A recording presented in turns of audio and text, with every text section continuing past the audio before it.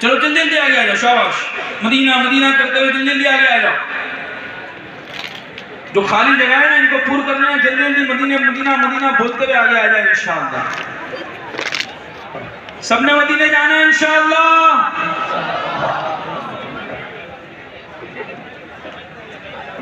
ایک دو شعر مدینے کی یاد میں پڑھیں گے انشاءاللہ مل کر. کلکتہ والوں میں کرنٹ ہے، بہت ٹھنڈا ٹھنڈا لگ رہا ماحول. کلکتہ والوں میں کرنٹ ہے، جانا ہے مدینے. ایک دو شعر مل کے پڑھتے دیکھتے ہیں آپ کے اندر کرنٹ ہے کہ نہیں ہے. آپ سو رہے ہیں جاگ رہے پتہ تو چلے. تیرے محبت جہاں مصطفیٰ ہے وہی گھر بنانے کو جی چاہتا. کس کس کا گھر بنانے کا جی چاہتا ہے؟ سارے بنائیں گے مدینے میں. تو چلو اب ہاتھوں کو لہرا کر میرے ساتھ جھوم کر آنکھیں بند کر کر حضور کی بارگاہ میں عرضی لگاؤ. وہ شہر محبت جہاں مصطفیٰ ہے وہی گھر بنانے کو جی چاہتا ہے. وہ سونے سے کنکر وہ چاندی سماتی نظر میں سمانے کو جی چاہتا.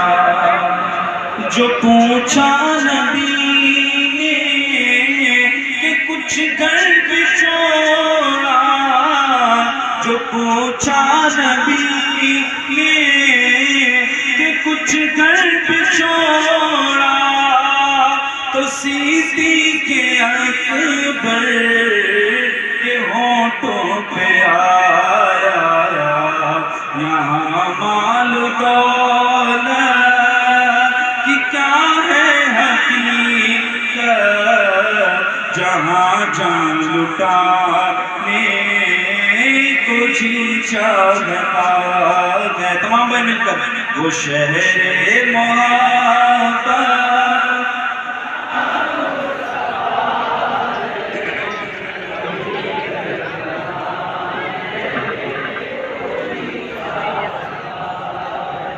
ستاروں سے چاند کے چاند کے دو ٹکڑے کیے نا حضور کیے نا، چاند کے دو ٹکڑے کیے. اچھا کچھ تو ایسے تھے جو بنا دیکھے مان رہے تھے، کچھ تھے دیکھنے کے بعد بھی نہیں مان رہے. اب چاند سے نا ستارہ پوچھتا ہے یہ بتاؤ بھیا کیسا لگا جب حضور نے دو ٹکڑے کیے. اب شاعر دیکھو اس کو کیسے اس سٹوری ٹیلنگ کو دیکھیں کتنے انداز سے بیان کرتے ہیں. چاند سے وہ ستارے پوچھتے ہیں بتاؤ جب حضور نے دو ٹکڑے کی تو کیسا لگا تھا. تو شاعر یہاں اس کو ہی بیان کر رہے ہیں. چاہے شاعر لکھتے ہیں ستاروں سے یہ چاند کہتا گردن، ستاروں سے یہ چاند کہتا تمہیں کیا بتاؤں وہ ٹکڑوں کا عالم اشارے میں آتا کہ اتنا مزہ تھا، اشارے میں آتا کہ اتنا مزہ تھا کہ پھر ٹوٹ جانے وہ شہر محبت. تمام مل کر جہاں مصطفیٰ گئے.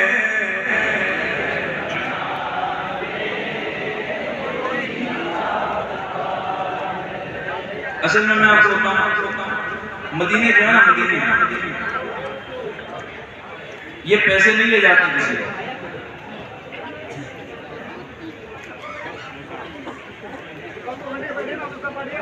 مدینے جو ہے نا مدینے کچھ لوگ کہتے ہیں بھائی پیسے سے مدینے جاتا ہے آدمی. میں کہوں پیسے سے مدینہ جاتا ہی نہیں آدمی. مدینے جاتا ہے آدمی عشق سے. ہمارے بمبئی کی مینارہ مسجد پہ ایک چچا رہا کرتے تھے، روز رات میں آ کر مینارہ مسجد کی سیڑھیوں پہ بیٹھتے تھے. کہاں بیٹھتے تھے؟ بولیے نا کہاں بیٹھتے تھے؟ روز رات میں اگر بیٹھتے تھے اور مسجد کی سیڑھیوں پر بیٹھ کر دعا کرتے اے اللہ محبوب کا در دکھا دے، حضور کا در دکھا دے. یہی دعا تھی، یہی تمہارے پیسے کوئی نہیں تھے. لوگ کہتے ہیں چچا کوئی پیسے کا انتظام بھی کرو، یوں ہی بس دعائیں مانگ رہے ہو، کیسے جاؤ گے مدینے؟ وہ کہتے ہیں کہاں کی دولت، کہاں کا منصب، قسم خدا کی ہے یہ حقیقت، جنہیں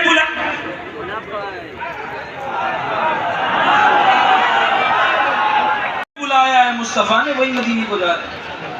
بہت جانے کی کوشش کرتے ہیں، ہم نے تو دیکھا ہے بہت پیسے والوں کو نہیں جا پاتے. چچا وہیں بیٹھتے تھے سیڑھیوں پر. ایک دن رات میں 3, ساڑھے 3, 4 بجے سیڑھیوں پر بیٹھے تھے، سو گئے یا پڑے ہوئے تھے، کیا کر رہے تھے اللہ جانے. ایک کار رکی، پیٹ پہ کسی نے اشارہ کیا، چچا مدینے جانا ہے. اور بھائی مدینے جانے کے لیے تو تڑپ رہا ہوں، ٹھیک ہے صبح پاسپورٹ لے کے فلاں جگہ آ جانا، اگلے ہفتے آپ نے مدینے جانا ہے انشاءاللہ. اچھا ایسے نا ہزاروں واقعات ہوتے ہیں. ہم نے تو اپنے آنکھوں سے دیکھا. ایک مسواک بیچتے تھے چچا بمبئی میں، روڈ پر مسواک لگاتے تھے، مسواک بیچتے تھے. مسواک بیچنے والا کتنے کمائے گا؟ آپ کو بھیا کتنے کمائے گا؟ دن بھر میں 200-400 روپے بھی کمانا تو غنیمت. پھر اس نے گھر بھی چلائے، گھر کے سارے راشن بھی بھرے، اور بھائی اس کے اندر مدینے میں چلے گئے تو یہ تو عجب بات. اور عمر کا آخری پڑاؤ. تو چچا ایسے مسواک لگاتے تھے اور عاشق مدینہ، کٹر عاشق مدینہ، لیکن ہاتھ کسی کے سامنے پھیلاتے نہیں تھے، بس دلی دل میں عرض کرتے تھے جو ہو چکا ہے جو ہوگا حضور جانتے ہیں. اب آپ تو جانتے ہیں نا مجھے کیا چاہیے، اور آپ جب کرم فرمائیں گے تو دامن میں ہمارے سمائے رہنا. وہ چچا جی بھی ایک دن دوپہر میں مسواک لگا کر بیٹھے رہتے، ایک گاڑی رکی اتفاق سے، تو چچا نے کہا کہ مسواک لینی ہے. تو گاڑی والے نے کہا چچا مسواک کوئی نہیں لینی ہے، چلو آپ کو مدینے چھوڑا.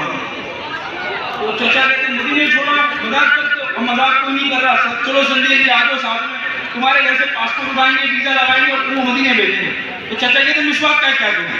وہ کہتے ہیں مسواک چھوڑ دو یار، اب آپ تم مدینے جا رہے ہو وہیں رہ جانا ہمیشہ کے لیے.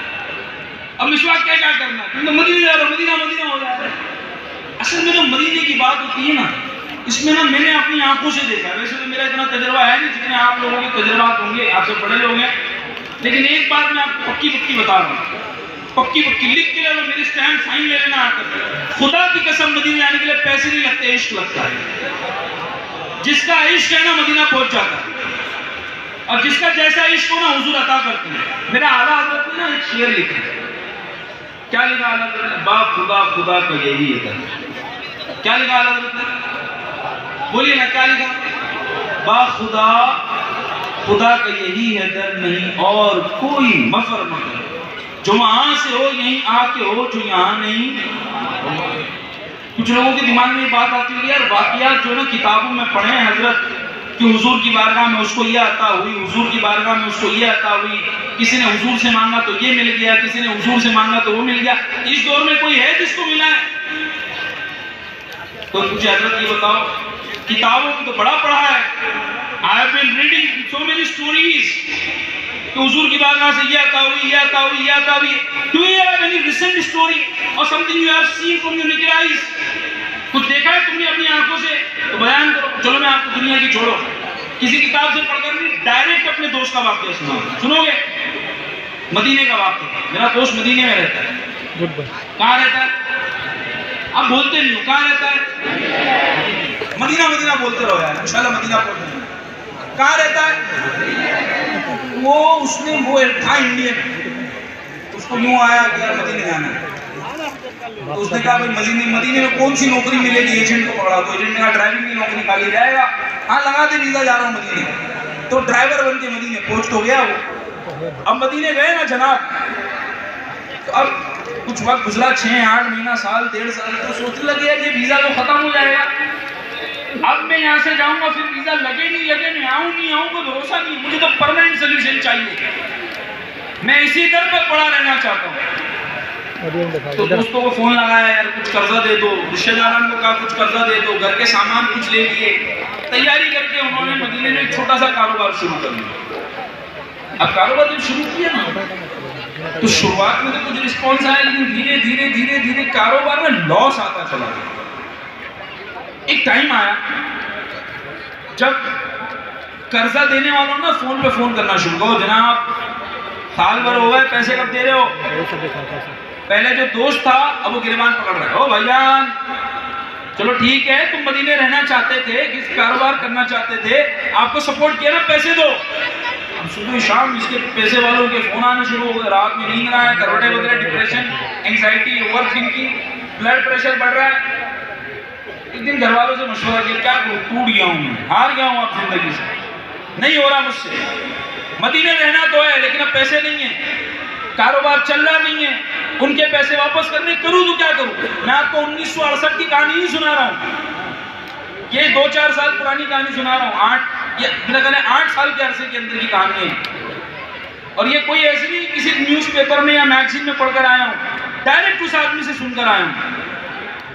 وہ کہتا ہے بھائی جان، حاجی صاحب میں نے طے کر لیا کہ میرے پاس جو سامان ہے یہاں پر مدینے میں یہ سب بیچوں گا، گھر کے زیورات بیچوں گا، کچھ اپنے انڈیا کی کچھ چیزیں بیچوں گا، اور بیچ بات کے سب کے قرضے دے کر واپس انڈیا پرماننٹ واپس۔ اندر جا کے بیٹھو گے اور کہا یہ سوچ کے گھر سے نکلا، راستہ میں جب تھا جا رہا تھا روضہ رسول پر تو کہتا اشک بار تھا، حضور کی بارگاہ میں گیا، اشک بار تھا، مسجد نبوی میں کچھ دیر بیٹھ گیا، زبان نہیں چل رہی تھی، الفاظ نہیں بن رہے تھے، لیکن میرے اشک بیان کر رہے تھے کہ مجھے کیا چاہیے، میرے آنکھوں سے نکلنے والے وہ آنسو بیان کر رہے تھے کہ حضور اپنے در سے دور نہ کیجئے، میں کہاں جاؤں گا؟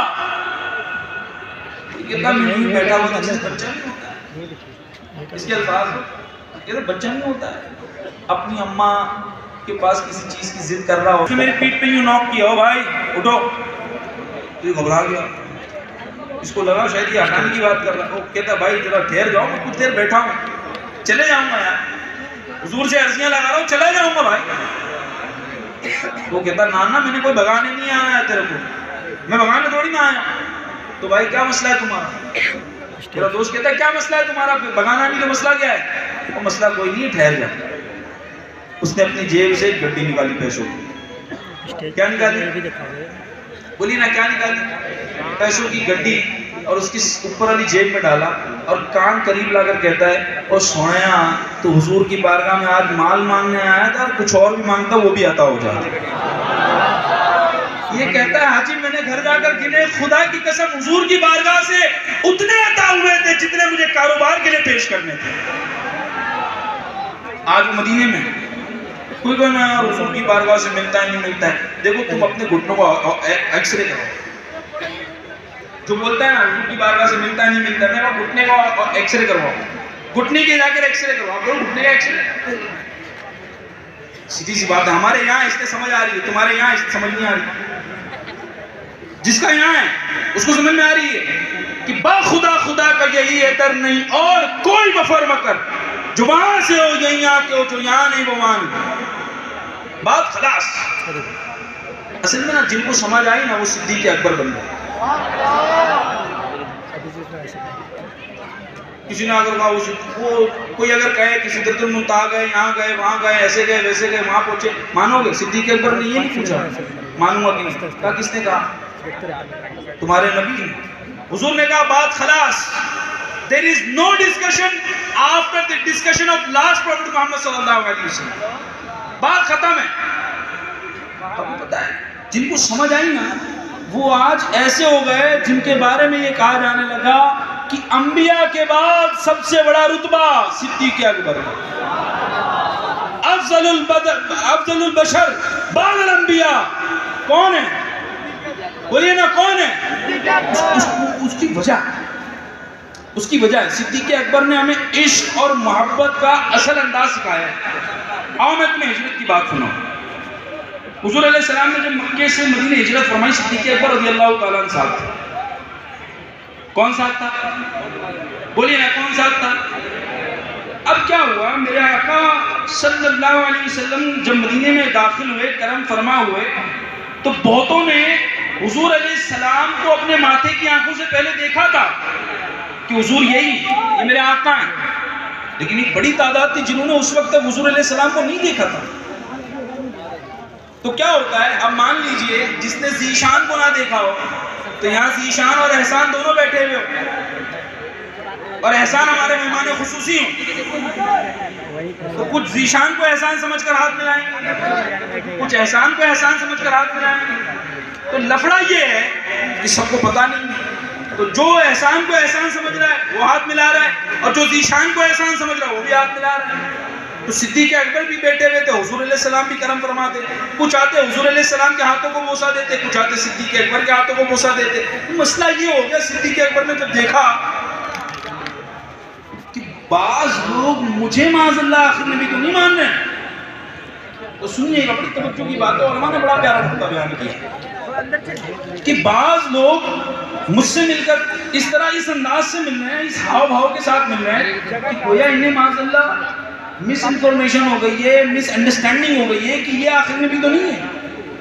تو صدیق اکبر کے من میں خیال آیا کچھ تو ایسا کروں جس سے واضح ہو جائے آقا کون ہے غلام کون، کچھ تو ایسا کروں جس سے صاف ہو جائے کہ آقا کون ہے غلام کون ہے. صدیق اکبر نے کیا کیا، اپنا امامہ کھولا. اچھا، امامے کے بارے میں بھی علماء نے بڑی پیاری بات لکھی.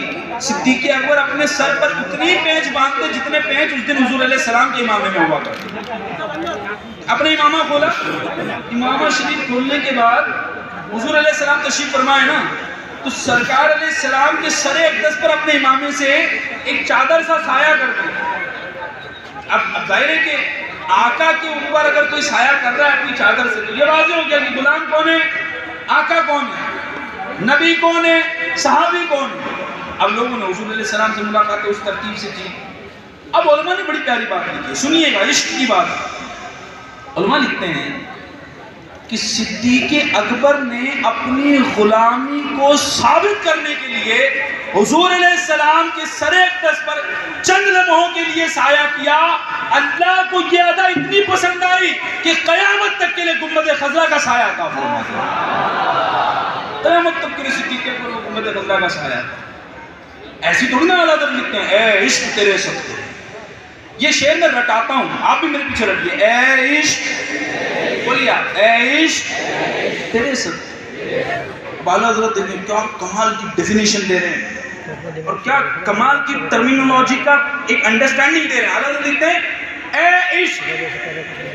کیا لکھ رہے ہیں اعلیٰ حضرت؟ یہاں پر مدعا یہ کون سا عشق؟ عشق وہ عشق جو صدیق اکبر رضی اللہ تعالیٰ نے سکھایا، وہ عشق جو فاروق اعظم رضی اللہ تعالیٰ نے سکھایا، وہ عشق جو عثمان غنی رضی اللہ تعالیٰ نے سکھایا، وہ عشق جو شیر خدا نے، دیگر صحابہ نے، ہمارے اولیاء نے، ہمارے بزرگوں نے بھی سکھایا. اللہ سے کہتا ہے اے عشق تیرے صدقے.